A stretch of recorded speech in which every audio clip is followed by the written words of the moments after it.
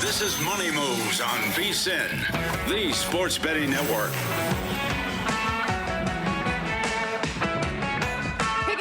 Two here, Money Moves, VSiN, the Sports Betting Network, alongside Jonathan Tobel, Stormy Buonantony with you. Had a great first hour. Thanks to both Mike Palm and Will Hill for joining the show. Remember, if you missed any of the first hour, you want to listen a little bit later on your own time. Money Moves, you can download it wherever you get your podcasts. Still to come this hour, we'll have best bets at the end of the show, break down a 15-game MLB card today, a few pitchers making their post-deadline debuts with their new teams. Plus, I'll look at Paul Stone's top 15 quarterbacks in college football as well.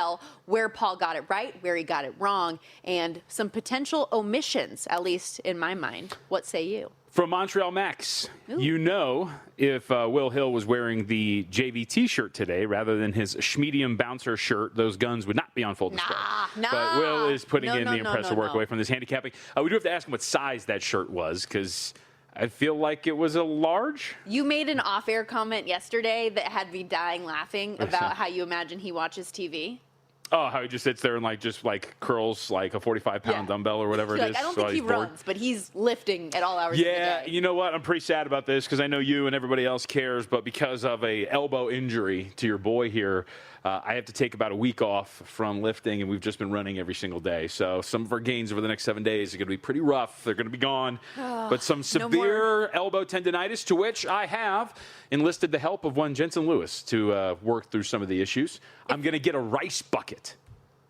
And do what with it? So I didn't know about this. So there's a whole bunch. I went down a whole rabbit hole, thanks to Jensen, of workouts you can do for your grip and for your forearms and by extension, elbow tendons, things like that, with a rice bucket. So you fill it. It's just like it sounds. It's a giant bucket filled with rice. You massage the rice in different ways. You work your wrists in there, things like that, and it completely works some of the issues out. So I've been popping the leaves. I've been icing my bow, and I've been working in the rice. And we're going to get this thing healed up, ready to go, so I can look like Will Hill one day. Say though, if there was someone at this network whose advice you would want to take in terms of arm injuries, it would probably be Jensen Lewis. So good on you. I'm glad he gave you some good intel. We've got some good intel on another team as we continue our deep dives in the National Football League, all leading up to week 1. Let's roll it. Join Stormy and JVT as they go on the Money Moves NFL training camp tour. Yeah, we are. In today's stop, the car is driving down to the Steel City, Pittsburgh Steelers, where we will begin our deep dive today. We had 10 head coaching changes this offseason, JVT. It was tied for the most turnover we have seen in NFL history. And one of those changes, obviously, was in Pittsburgh, where the most tenured coach in the league is out now. Mike Tomlin was on the Hall of Fame game for the Cardinals and Panthers instead of being out there in Pittsburgh. Mike McCarthy leads the charge in 2026, has the stamp of approval from Tomlin, interestingly enough, on the broadcast, said he is perfect for the job, and has his former quarterback in Aaron Rodgers, although that Super Bowl they won together was a long time ago. Big picture, looking at Pittsburgh, coming off a division win and a double-digit win season last year. What are your expectations? Well, as with all of these teams, where does it start, Stormy? At the quarterback position. Correct. And what is Aaron Rodgers going to do at that position is always going to be the question. They were a perfectly average team. I think they were 16th in expected points added per play. They were 16th in success rate. And that's exactly where Aaron Rodgers finished. If you looked at it from a PFF grading standpoint, right in the middle of the pack, he was average. The problem, I think at least, is, I don't know if you know this, time continues to move on, and you get older every single second. In fact, as Mike Palm so eloquently put it the other day when he was with us last Friday, the second you're born, you're dying. Time just flies by. We're all just dust in the wind. And so with Aaron Rodgers, there's probably a better chance, I'm just going to throw this out there, that he might be worse than he was last year because he's older than he was last year. And if that's the case, even with the addition of former Indianapolis Colt Michael Pittman in the wide receiver room, the addition of a top pick in the draft along the offensive line, the addition of Rico Dowdle, a guy that we love because of his time in the Carolina Panthers last year in the backfield, I understand why there might be some positivity. But if the guy that's pulling the trigger and running everything is worse, why am I to believe that they're going to be better or on par with what they were last year? I'll also say, while we're talking about the weapons, you also got Jeremy Bernard from Alabama in the draft as well, another weapon. Pat Freiermuth, of course, is the guy at tight end, but have you seen the new look Darnell Washington this year? He looked like he could have passed for a left tackle a season ago. He's down 50 pounds and actually looks like a tight end now, so a little bit more mobile for a guy that was basically for a guy, though, that became a favorite or a very liked target of Aaron Rodgers in that. The numbers overall for Aaron, not the worst. It was the full team yards, 25th in the league in total yards per game, that clearly needs to get better. He was also top 10 in sacks taken, which I think, in part at least, led to some of the let's get the quick game going, that type of an approach where Go ahead. No, to add to your point, average at the target was 6.6 yards downfield. That they did really nothing. If you're talking about, so that's why I just say I don't want to put that all on Rodgers. No, of course, but I think that if you're looking at him, I don't think there's any doubt he has been declining. I mean, it's not his fault. I'm not saying he's a bad quarterback. He's getting old. Like, this is the way this game works. Time to throw last year too. To your point, just about 2.6 for him, and he's always been a guy that has gotten rid of the ball pretty quickly. But we have seen that decline as well because you're just trying to get the ball out. To your point, because guess what? While some of the offensive line issues are there, you're also not a quarterback that can avoid pressures as much. So the pressure to sack rate, how often will a pressure turn into a sack, is going to get higher with Rodgers as his career goes along, just because he's older and not as elusive. My thing with Rodgers, though, is, like, and a big reason why I liked the Steelers going into last season was that he's not a guy that's going to put the ball in danger a ton and turn the ball over a bunch. And if he is able to do that and just matriculate the ball downfield and have time of possession on your side, if your defense does its job, that's going to take a lot of the pressure off of him. Obviously, the Steelers' defense that I thought we were going to get, we did not get a year ago. It's the most expensive defense in the league, and it, too, just got another year older. That's more of my concern. But I'll say I do like some of the things that they tried to do and add on defense from a unit that was less than middling, right? Like, they were bad. They were 26th in yards per game allowed, 25th in third down defense. A little bit better in points per game, 22.6, 17th, and the fourth most takeaways in the league helped their cause to offset some of those worse numbers. The pass rush also didn't have a super high pressure rate, but still racked up 48 sacks. So if they can actually get more continuous pressure and TJ Watt back healthy, is able to get back to his form, there are reasons for optimism. I like the improvement that they made in the secondary as well.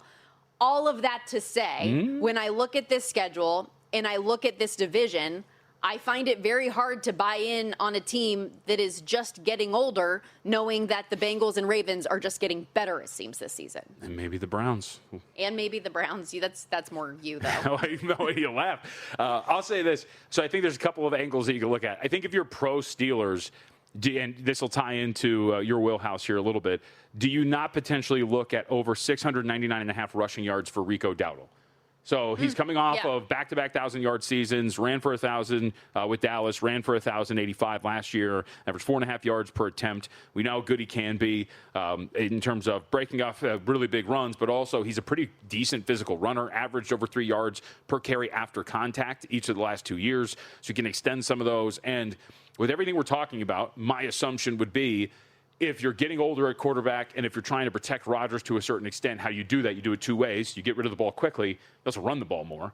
And with the investment you've seen in the draft and the offensive line, maybe some of the thought process here from McCarthy is going to be let's try to see if we're able to run the ball. And you've got to do this coming off of consecutive 1,000-yard seasons. I think absolutely. And I know it's more of a split load than obviously he had in Carolina because he became the guy over Chuba Hubbard. Jaylen Warren is going to get his after he had a career year himself and was near a 1,000-yard season. But I think that is absolutely in play for that type of a number for Rico Dowdle. I love that angle. And the other is just for me, if you're in my neck of the woods in terms of just not really buying too much, laying $120 on under 8.5 to me on the win total seems to be somewhat fair for them. You've talked about this schedule to an extent and just the division as a whole, which seems to be somewhat challenging. If I'm right in my thought that maybe the Browns might be a little bit better, at the very least those two games become a little bit more difficult. And then as I like to look at, and we talk about these all the time, look at the spots on the schedule of the teams that might have some upward mobility. What if the Saints are as good as everybody expects them to be? What if you and I are right about the Titans being a pretty good team?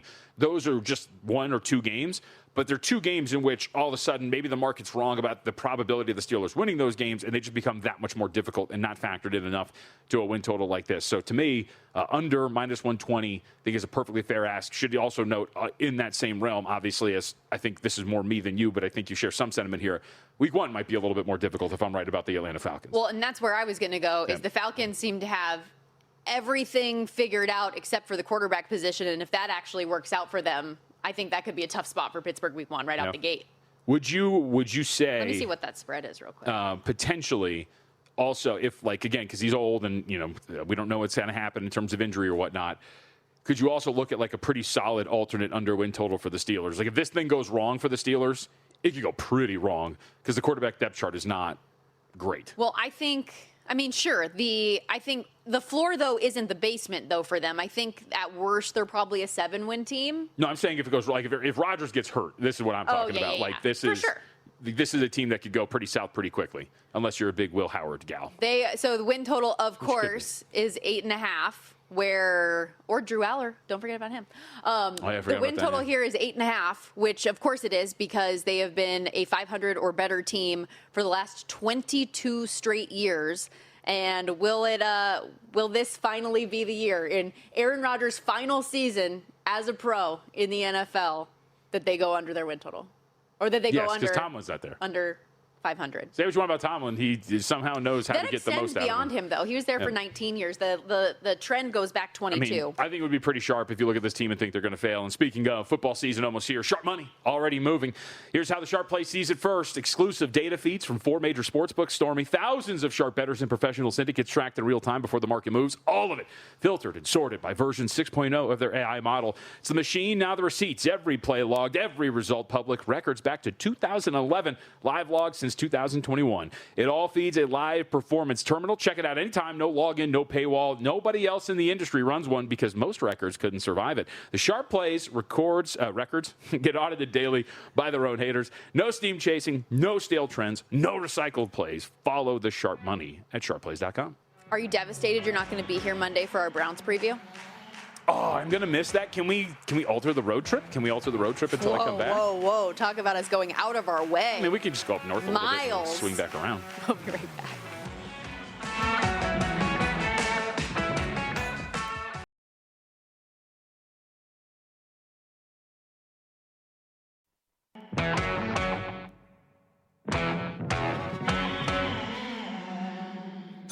You're watching Money Moves here on VSiN, the Sports Betting Network. It's going to do a little college football here as we welcome you back to Money Moves. Stormy Buonantony, Jonathan Von Tobel with you. And how about you set this one up? Because this is something you've been teasing for the week while I've been gone, correct? What is that? You're joking. What do you mean? The top 15 quarterbacks? Oh, Paul Stone's top 15 quarterbacks, which you can find at the College Football Betting Guide. He ranked his top 15 quarterbacks in the country. Is that what you're talking about? Yes, which you have been teasing the last few days that you wanted to make sure you got in. Yes, because we've just been doing the thing of kicking the can down the road because I keep forgetting to bring it up. But yes, Paul Stone's top 15 quarterbacks, which you can find at the College Football Betting Guide. These are the top 15 quarterbacks in the country, according to Paul Stone. And number one would not surprise you, Arch Manning. Do you agree with that? I do. I see. Here's the thing. With Arch Manning, as I keep making the case for it, I made the case the other day when Dustin Swedelson in the Summer of Swede made one of the most ridiculous comments one could ever make and say that John Mateer is better than Arch Manning. And I don't know if you know this, Stormy. You don't cover much football in general. Of course. Quarterbacks, generally, success is tied a lot to the offensive line. Is it? If the offensive line is not particularly good, then you could see a scenario in which even the most talented of quarterbacks, both in the National Football League and in college, may be hindered by such performances and thus not performing up to the expectations. And the perception of said talent maybe does not meet the reality of the production. And I believe that that's what Arch Manning finds himself in after last year. So you asked me yesterday, I believe this is one of our bet it or live to regret it's, which was Arch Manning to win the Heisman. Mm-hmm. I think it's a perfectly plausible scenario that he wins it.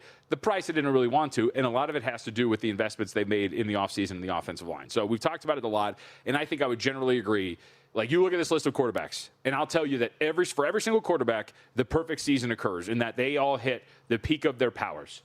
Who's the best quarterback? It's Arch Manning, is it not?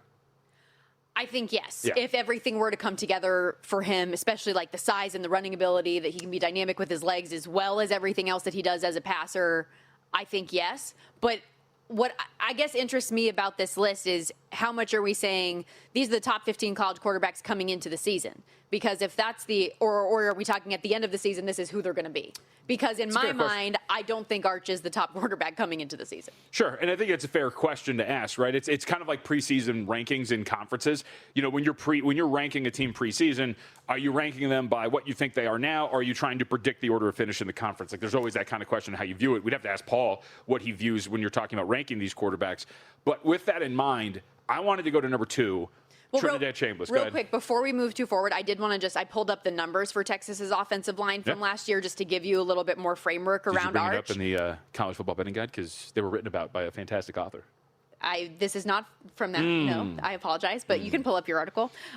Texas allowed 175 pressures, second most in the SEC, trailed only Alabama. They allowed pressure on 37% of dropbacks, which was the second highest rate in the conference behind South Carolina at 40%. And they addressed those issues significantly, as you alluded to in the portal, especially offensive tackle Melvin Siani, who was the 4th lowest pressure rate allowed amongst all offensive tackles in football last year. So that's just one of a few upgrades they made to the offensive line. Yep. And a quarterback in Arch Manning who significantly improved anyways, regardless of the offensive line struggles throughout the back half of the season. Those were the numbers that I brought up in the Now guide. to Chambliss. So here's my question. Where do you stand on Chambliss? Because he would have been my answer for who enters the season as the top quarterback. Okay, so this is where you get to the nuance of how you view these quarterbacks. I would say no, because you've got a completely different staff that is calling plays for you. Sure. I mean, that to me is, I think, the most fascinating part, obviously, about Ole Miss and Trinidad Chambbliss as a whole. He's, I think, very good at taking care of the football, and I think that is... So you credit Lane for everything? No, I was about to say, I think that he is a very good quarterback, and I think one of his great talents is an inherent one, which is taking care of the football and not putting the ball in danger. Having said that, there is something to play calling, setting up plays, and the flow of an offense where Chambbliss still could be relatively good. I don't think he's going to fall off the face of the earth. But being in a system and part of a play calling, system, we'll call it, use the same word, that is setting you up for success at the best, at every point possible when you're talking about the game, there's something to be said of having that dynamic with you and now learning a new offense, getting in there with a new play caller who you're not really familiar with, different things like checks and reads and all those sort of all that sort of stuff. I think you could realistically see a step back from Chambbliss only because of those changes. I mean, we've seen it all the time with quarterbacks. Once the scheme changes, there are times where their numbers change, their production changes, and it might not have much to do with Chambbliss and have everything to do with the system that he's in. Fair. I'm just saying, from what I have seen and the proven commodity that he has been in this past season, I would just give him the nod entering the year of who has impressed me the most amongst this group. I mean, the escapability factor that he has through the air, nearly 4,000 yards last year, 22 touchdowns on the ground, another 527 and 8 scores. And obviously the leadership that he showed and some of the Houdini moves he had in the playoff, just that is the lasting image in my mind of Trinidad Chambbliss, which was awesome. So 2 points. First of which is, I'll go with this one first. I always find guys like Chambbliss interesting in the sense of his own team didn't think he was the best option at quarterback. He didn't win the job. But I think that was also, fair to say, preconceived notions too. And Austin Simmons was very good. Like, I don't want to put that to the back burner too much either. Mm-hmm. But Chambbliss is a guy who's like coming up from a lower level program. You're not sure how that's going to translate. I think there were natural questions about him prior to actually seeing him in game action. Sure, but I mean, they saw him at practice, though, right? They saw him at camp, and he didn't win the job. It's not like he just popped up and they were like, well, we don't know about this kid, so we're not going to play him. I always just find that interesting. So we'll see, again, because we're talking about an inherently small sample size. But the other part is, this leads me to, in the guide, I talked about this, and I don't know where you stand with them. I thought under on the win total for Ole Miss was the way to look. Okay. Because I have questions about Golding, the change in offense, all of those sort of things are going to be pretty fascinating. And I think the impact on their season could be pretty strong. Because I know a lot of people remember, and rightfully so, they were, one drive, one pass away from making it to the College Football National Championship.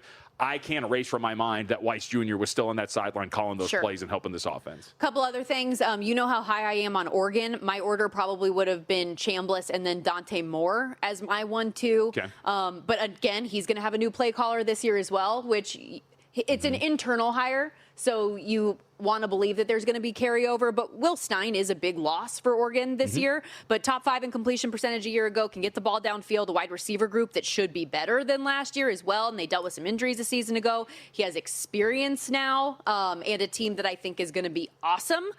But I wanted to go a little bit farther down the list and ask you about a couple other guys. Like, where do you sit currently on a Lenora Sellers right now, or a Sam Levitt, who, let's listen to this soundbite real quickly. Sam Levitt, his current head coach, Lane Kiffin, on his progress coming back from the injury. I thought Sam had a great day today. Really looked the best he's looked. That was exciting to see. Looks like he's getting more comfortable with the receivers. And really, I don't look at it that he was really far behind because he did a lot of mental work, did a lot of throwing stuff in different situations, and even when he couldn't, move as well. I think his progression's been really good, and I think he's right on pace. Sam's been moving around really well, and I wouldn't, if you just went out today and saw him, I don't think that you'd think there was an injury. I think he's all the way back from that. Now it's just getting up with the timing of everything. So that's got to be music to LSU fans' ears. But he and Lenora Sellers, 2 more guys who are that dual threat capable type of a guy that, if the season went right, I think could probably catapult themselves and their stock. How do you view either one of those, or one better than the other? I mean, Levitt's kind of the wild card just because a plantar fascia injury is really interesting, could linger. You don't know how healthy he is. Obviously misses spring, so you can do the mental stuff. But I invoked this when I talked about this with Tim.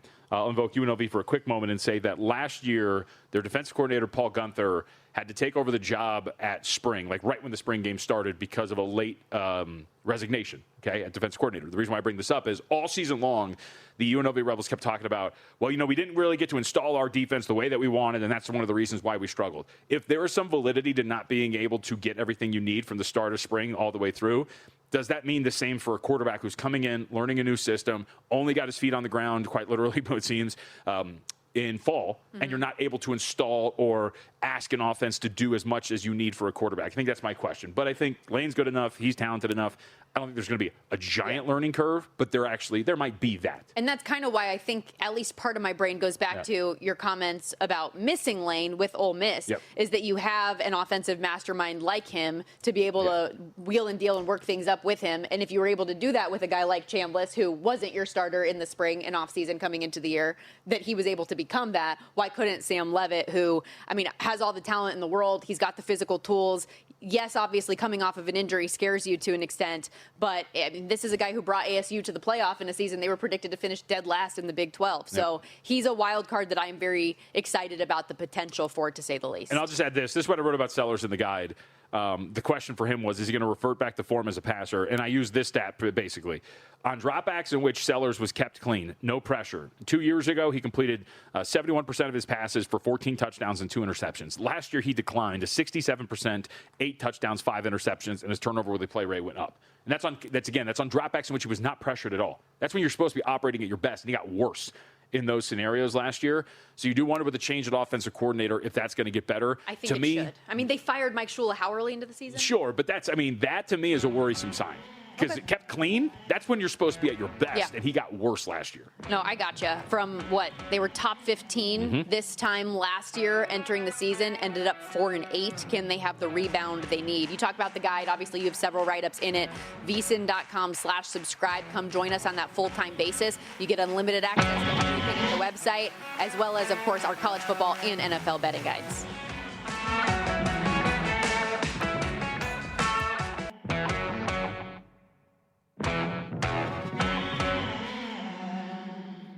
You're watching Money Moves here on VSiN, the sports betting network. Football season is back, and you know what that means. So is cashing out with Dustin Swedelson beginning Sunday night. Once the primetime games wrap up, the real breakdown is just getting started. Dustin serving up bets, key angles, and real conversation. You can watch Cashing Out this Sunday beginning at 8 Eastern, then weeknights at 11, right here on VSiN, the sports betting network. Let's go. Dustin's back, ladies and gentlemen. Speaking of football season, last segment we were talking about the college football top 15 that was put together by Paul Stone in our college football betting guide. I did want to just follow up on that conversation quickly and see if you felt there were any omissions or a player that should have been included versus another player that was in the top 15 that you could have done without. None come to mind. You didn't want Josh Hoover in there? No, stop. What are you doing? Is that who you think should be in there? So there are a few, though. Okay. And because Joel Klatt did a top 10 quarterbacks thing this past week as well, and I think he had Hoover like in the top 8 of returning quarterbacks this year. That seems to be projection of what he could be under Cignetti more so than what he is. Well, I kind of had the thought process of, in my brain, what I thought about like Fernando Mendoza last year coming into the season. I think of Josh Hoover pretty similarly for different reasons, but on a very similar level. And I definitely see him as in a better light than I thought of Curtis Rourke the year that he came in. So why couldn't Indiana and Curt Cignetti, for considering what he's been able to do for quarterbacks in recent history, and especially in terms of limiting interceptions, they've been one of the least intercepted teams in the country the last couple of years since he's taken over. Why couldn't he get that same output from Hoover? Yeah, I mean, I don't think I'm not questioning whether or not he can. I think that Hoover's more flawed than I think when people are talking about Josh Hoover, they are envisioning what he can be under Curt Cignetti. And I think what I'm doing is saying, yes, but I've watched him play. And so that to me is what I'm sticking to. And I personally think when evaluating quarterbacks, just like we actually just talked about Chambliss, I think one of the things that is inherent from system to system for the most part is your penchant for putting the ball in danger. Mm-hmm. That's on you. Decision-making is you. You can, as a play caller, whittle down the plays and the options to the point where maybe he's got like 1 or 2 reads or whatever it is. I won't pretend to know the intricacies of designing plays for quarterbacks, right? But to me, one of the things that I will be fascinated to watch with Curt Cignetti is seeing whether or not he can rein that in with Hoover. And, you invoke Curtis Rourke or Fernando Mendoza. You can say which one about them. Rourke, when he was healthy before that knee injury that he was at Ohio, was a really solid quarterback. Fernando Mendoza at least took care of the football. Like, you saw some of the positive signs. And I think Hoover comes in with a very clear and obvious weakness, and I'm going to be very curious to see whether or not Cignetti can make that better. So to reiterate the list from our good friend Paul Stone, Arch Manning, number 1, Trinidad Chambliss, 2, and then C.J. Carr, Dante Moore, Gunnar Stockton, Julian Sayin, John Mateer, Lenora Sellers, Sam Levitt, Darian Mensah, Bear Bachmeyer, Marcel Reed, Jaden Mayava, Byron Brown, and C.J. Bailey round this thing out. I think this is a great year for quarterbacks because other guys who also weren't on this list, no Rocco Becht, no Nico Iamaleava, by the way, who knows how UCLA might be able to turn things around in the Bob Chesney era. Damon Williams at Washington. Does he take another step? Drew Mestemaker as well at Oklahoma State. Like, from North Texas, he was the nation's leading passer a year ago. Yeah. Like, I'm very excited for a lot of quarterbacks that are in new places this year and to see how things shake out in college football. It's a good year. Also, JKS, I didn't even say. Yeah, had a great true freshman season. What could he become at Cal? That's actually a really good one. If I was to add to the list, I think Jaren Cavasanga-Pulitele would probably be one of those that I'd say I would include him, and that's more projecting of, again, like, I think he's like a pro-style quarterback that's going to be the best of his class when he goes into the NFL draft. So maybe that's more projection than achievement than what he has seen so far. And I'll say, too, I mean... Had some moments, though. For sure, yeah. You were on the sideline for a couple of them, including... I keep forgetting. I was going to say, the Louisville game is freaking awesome.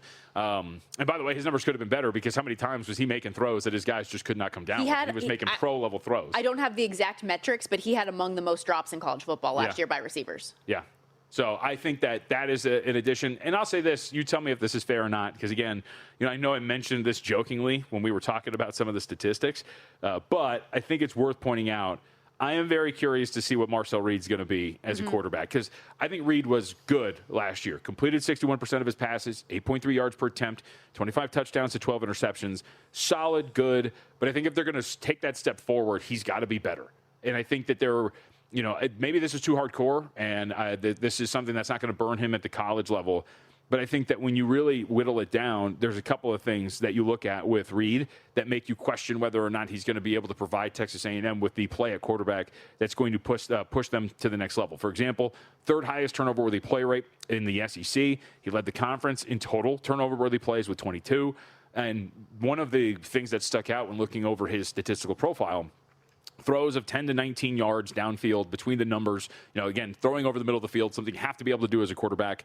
He was pretty bad. He completed just 50% of his passes through 6 touchdowns to 5 interceptions. 9 of his 22 turnover-worthy plays were on throws like that. Those are the throws you have to be able to make if you're going to win national championships. I know you're changing offenses, so that's going to be something, but maybe it's a negative. I don't know. But I am curious to see what Marcel Reed is going to provide as a passer this year for sure. And obviously, I think our recency bias of the last time that we saw him, too, the struggles that he had in those final 2 games of the season were pretty jarring, too, how significant the yards per attempt were down. I mean, his full season, 25 touchdowns, 8 picks. His last 2 games didn't have a single passing touchdown, 4 interceptions. So, like, our lasting view on him isn't particularly positive. But I do like Marcel Reed. I like his skill set a ton, and I like the potential for Texas A&M to take a step. But, I mean, they have been so close so many times, they just haven't been able to get there. So I don't know. There are so many teams in the SEC that I have interest in. This was a team I ended up staying away from.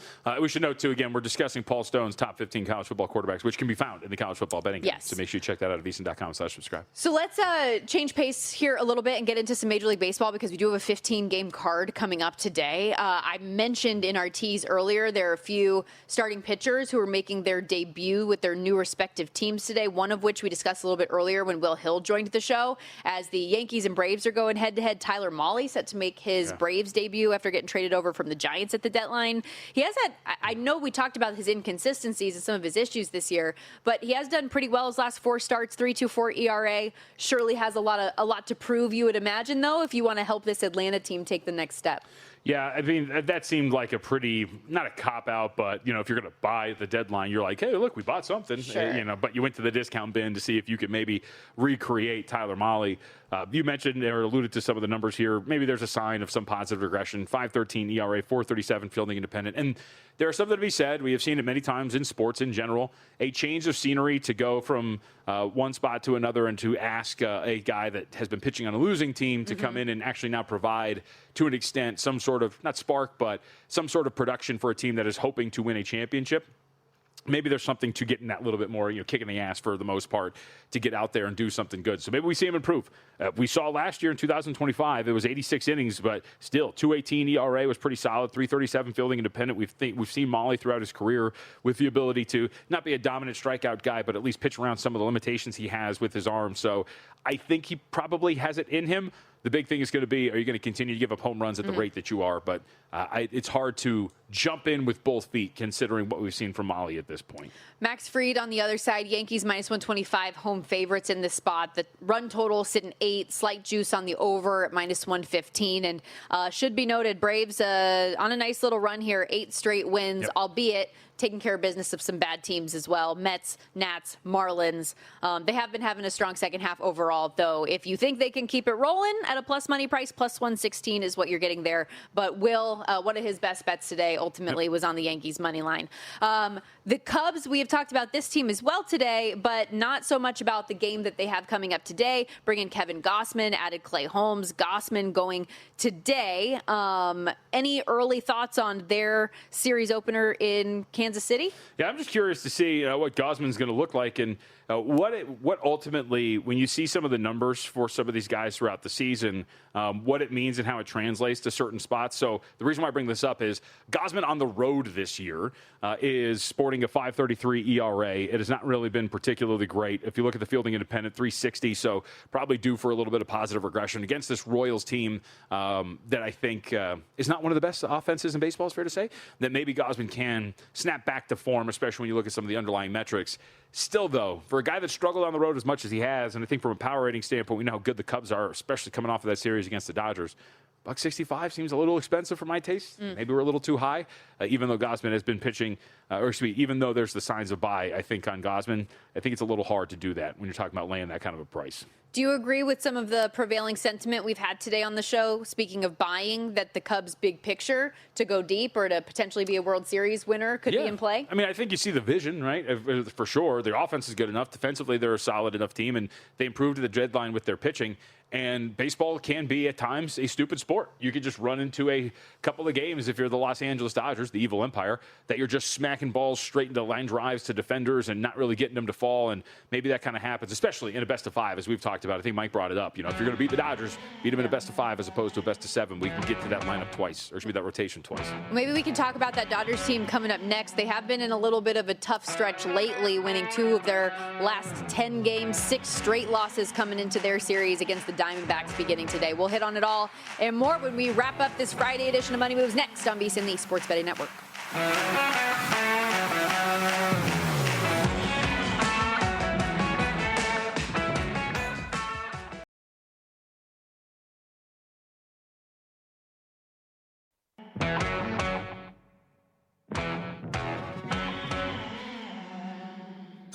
You're watching Money Moves here on VSiN, the Sports Betting Network. So JVT has said a number of times throughout our commercial breaks today that he's very hungry. I am. Maybe a little hangry. Maybe that's what's been bringing it out of you throughout the course of the day. You are not making it easier on yourself projecting. when you also pull up concessions from minor league ballparks that look pretty intensely cool and good. I mean, what's it called? First off, don't project upon me. I've been in a great mood today. I'm just a little tired, and I would like some food.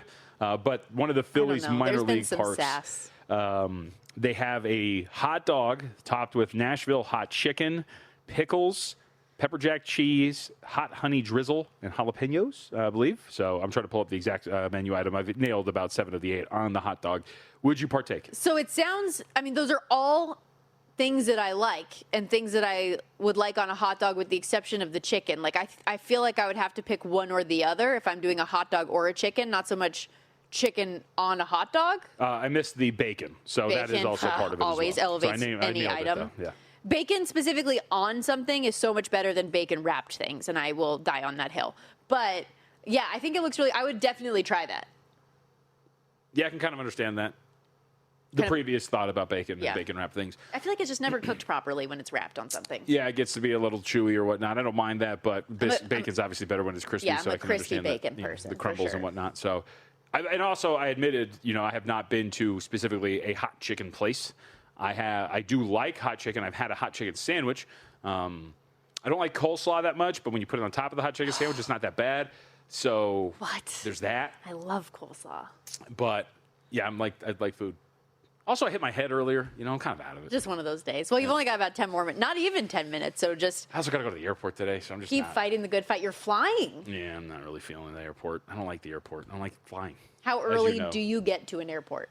Like an hour before my flight. Okay, yeah, that's good. Did you get TSA pre yet? No, why would I? You're just hurting yourself. It's not. There's no point. What am I going to pay for? I don't fly that often. You're traveling more now. I mean, a little bit, I guess. That is a somewhat fair statement, but I mean, not that much. Pays for itself after 2 round trips. How often have I traveled this year? I think 3-4 times I've traveled. What'd I just say? What'd you say? I don't know. Pays for itself after 2 round trips. Oh, okay. Pays for itself. Totally worth it. Highly recommend next year. The investment. Okay, here's my question. What do I get first? TSA pre-check or my pasaporte? Oh, get your passport. Okay. You just need it because you never know when the moment might strike. I don't understand for you to have an opportunity to go on a trip. I don't understand that logic. You never know when you need it. Plus, it's a super rock solid form of identification. Fleeing the country? You never know. You never know. But if you want to go, aren't you invited to a bachelor party in Mexico or something like that? No. I mean, Adam Hill of the Las Vegas Journal frequents heading out of the country and has invited me before. Yes, and you don't even have the option. It's not even on the table for you. Think about that. Yeah, it's very You true. want to be limited as a person in this world?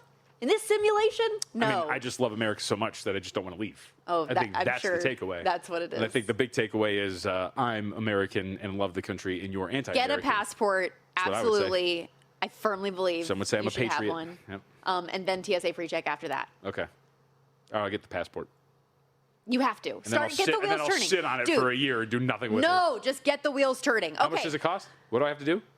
I don't know how much it costs off the top of my head. I think What's Walgreens' role in all of this?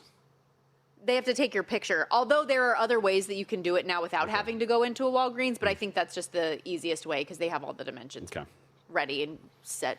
Send it on out. It's really easy to do. Just get her done. Last few minutes here. We'll recap the bet. $130, Justin said.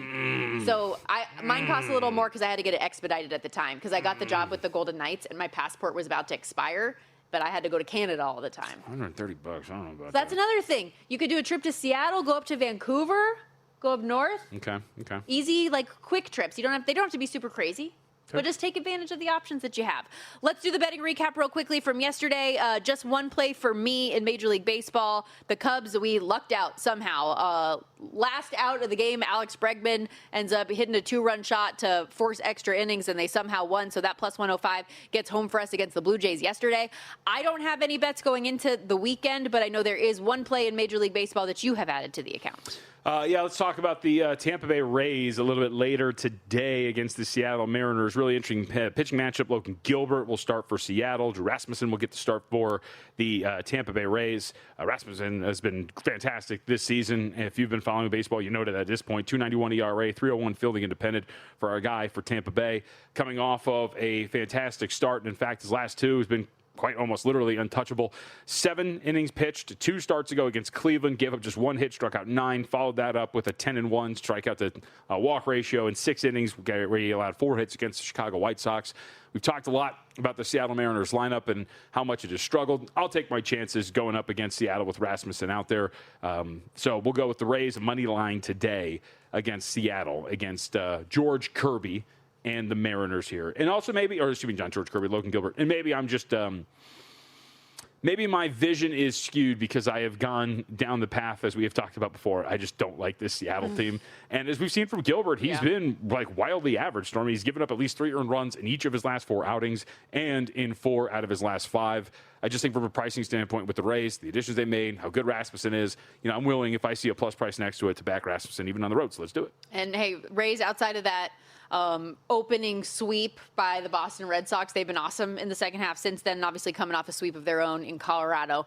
I teased it, so let's just touch on it briefly if you will indulge me. Dodgers and Diamondbacks going head-to-head tonight as well. Dodgers in a little bit of a tough stretch, 2-8 their last 10, 6 straight losses. Diamondbacks, meanwhile, fresh off a series split with my Padres, lost yesterday, 5-1 in that series finale.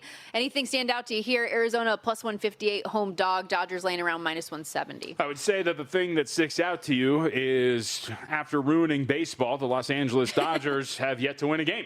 And so you wonder if this 6-game losing streak is going to continue today. And this is a big series. I mean, from the division standpoint, you're leading by, what are we at, 8.5 games over this Arizona Diamondbacks team. So I guess we would say that if the comeback was going to start, it's got to start now here for Arizona.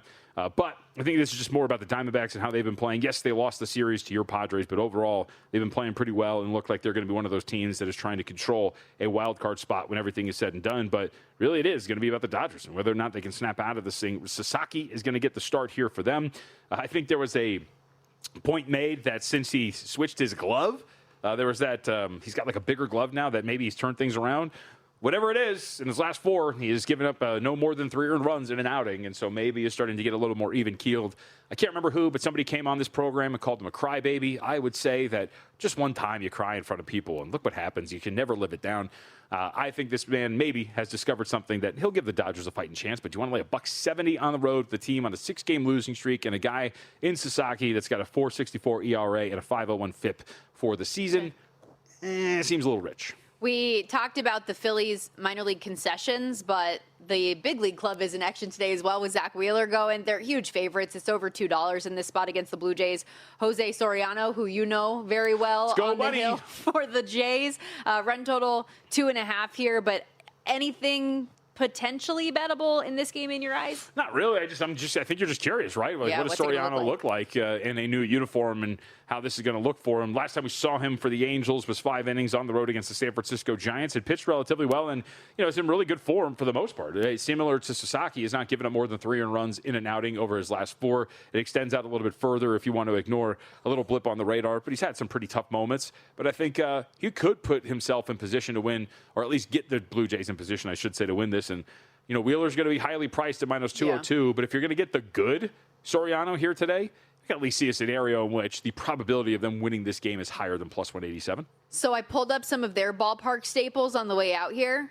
Is that what that noise was? Fire concession. Yeah, well, because I saw the Schwarbomb sundae that has of course, sugar. Ice cream with a funnel cake fried strawberry Uncrustable. Say what now? Yeah. That sounds unbelievable. Crab fries, which I know is something you like a lot from Chicky and Pete's. That's one of the things on here. Okay, you say that sarcastically. No, you do. You like them. No, I think what you're remembering is, like, they're fine. They're good. It's just like cheese. Correct me if I'm wrong, Justin. It's like fries with, like, cheese sauce that you dip into it.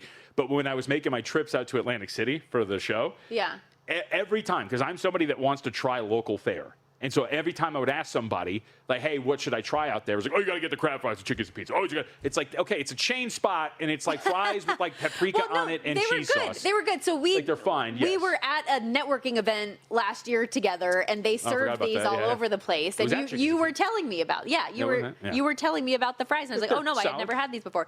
Burnt ends cheesesteak. I'm down with that. A bulldog, which is a budget-friendly, massive smoked kielbasa sandwich with onions and sauce. See, you're a dessert person. Good. I'm a food person. The one thing that I've been wanting to try all year, which debuted this year, was the machete at Miami Marlins games. A 2-foot-long carne asada quesadilla with a lot of different fixings on it. I just want the Buffalo Sabres beer sword. I'm hungry. That's what we need. Let's get you some food. Let's turn this mood around, put a little pep in your step. On that note, have a great day, everybody. Safe travels to you. I will be back on Monday, and we will be together, Dream Team, on Wednesday. Follow the money coming up after this with Mitch and Paul. Maybe I won't come back. Come on now.